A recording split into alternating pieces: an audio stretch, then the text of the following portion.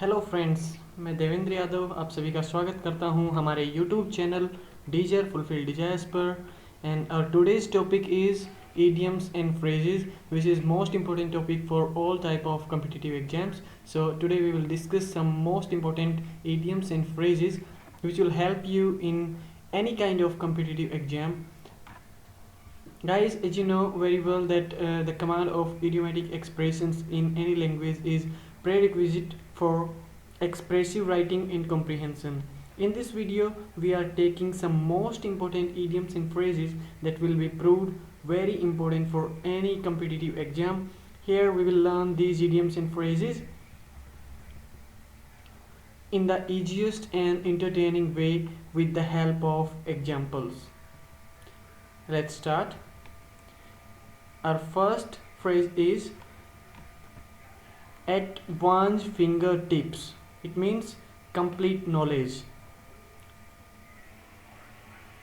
All the rules of algebra are at his fingertips. It means algebra के सभी जो rules हैं, जो फॉर्मूलाज हैं, वो उसके अच्छे तरीके से उसे याद हैं, उसे अच्छे तरीके से आते हैं. ठीक है, एट हिज फिंगर टिप्स. ठीक है, कंप्लीट नॉलेज होना किसी चीज़ की. Next phrase is above board. Above board means होता है honest and straight forward. Example से समझते हैं इसको.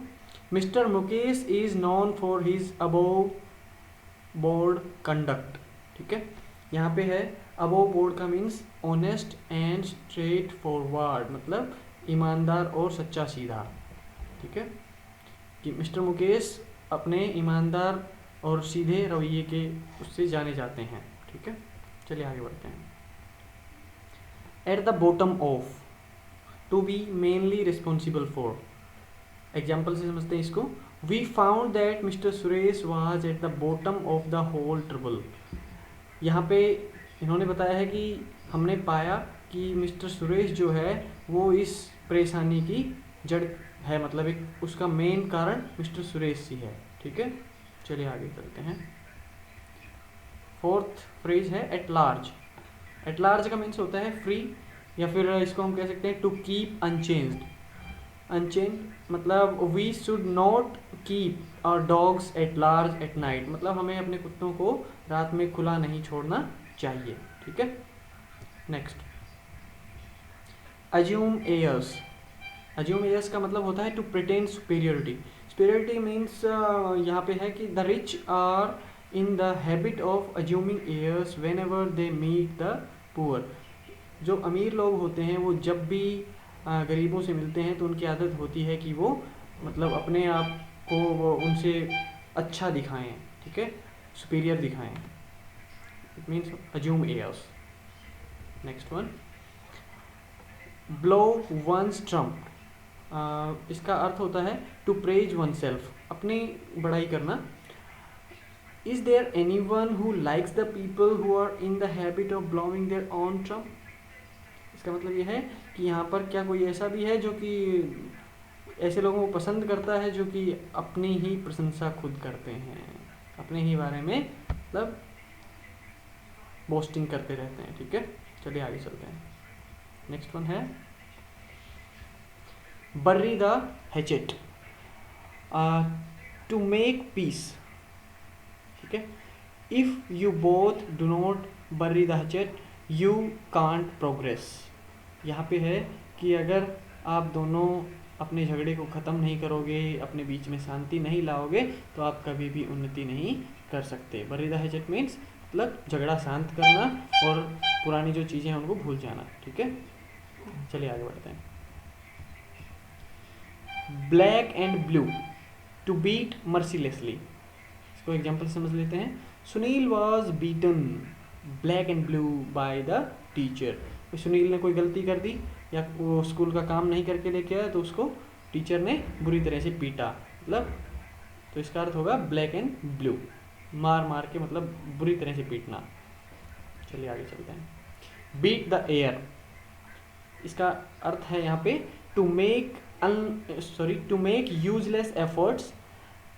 एग्जाम्पल समझते हैं इसको. Actually he doesn't know how to give a speech on the stage, he just beating the air.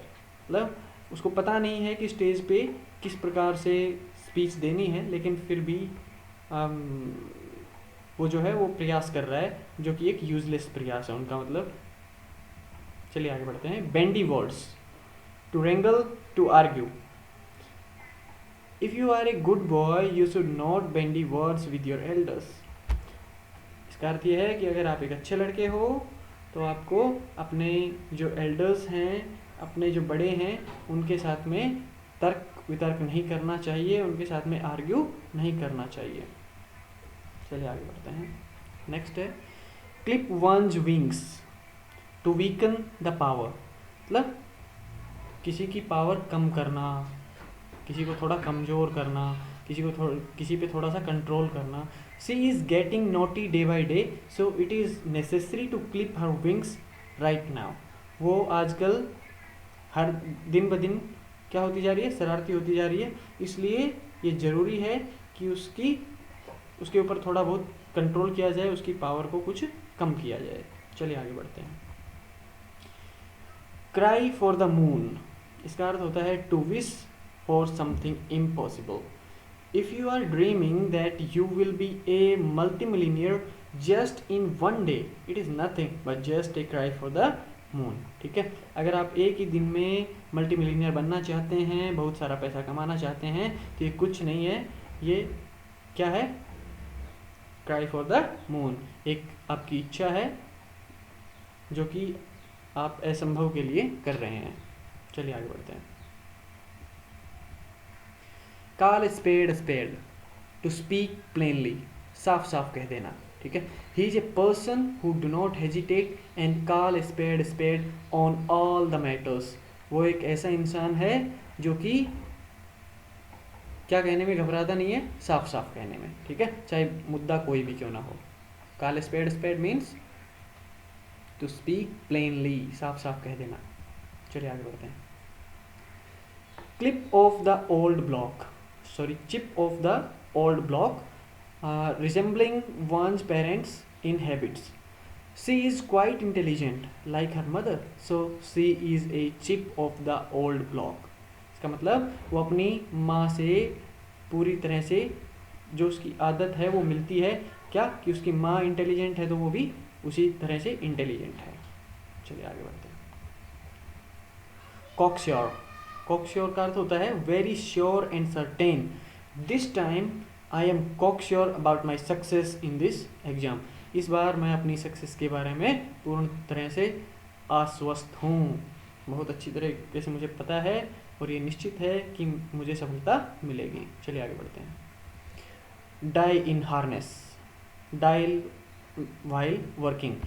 You should earn a lot of money in the young age so that you won't die in harness. आपको अपनी जवानी में बहुत सा पैसा कमा लेना चाहिए जिससे कि आपको बाद में काम करते करते नहीं मरना पड़े। Die in harness. ठीक है, next. Dutch craze, bravery under alcoholic influence. Madhav is in Dutch craze, so he is boasting his imaginary qualities. मतलब जब दारू के नशे में इंसान होता है, शराब के नशे में होता है, तो वो एक इमेजनरी जो कि होता नहीं है, वो क्रेज़, साहस उसके अंदर भर जाता है और वो कुछ भी किसी को भी बोलने की हिम्मत कर लेता है। वो जो होता है उसे हम कहते हैं डच क्रेज। यहाँ पे है Dutch craze means bravery under alcoholic influence. ठीक है,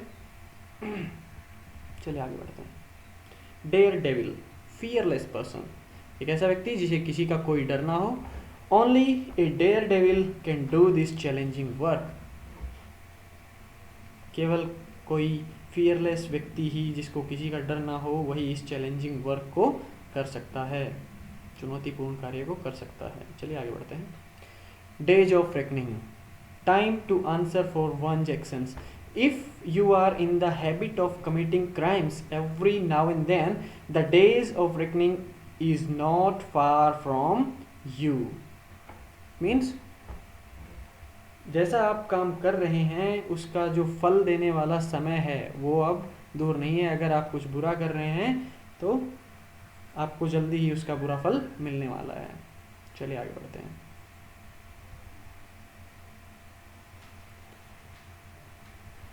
damp squib. Damp squib means complete failure. Our boss went to sign a new project, but the meeting proved a damp squib. It means हमारा जो boss है वो एक नए project को sign करने के लिए गए थे, लेकिन उस वहाँ पे जो मीटिंग हुई वो एकदम ही मतलब वो जो प्रोजेक्ट है हमें नहीं मिल पाया, तो डैम्प स्क्विब हम उसको कह सकते हैं, कंप्लीट फेलियर हम उसको कह सकते हैं।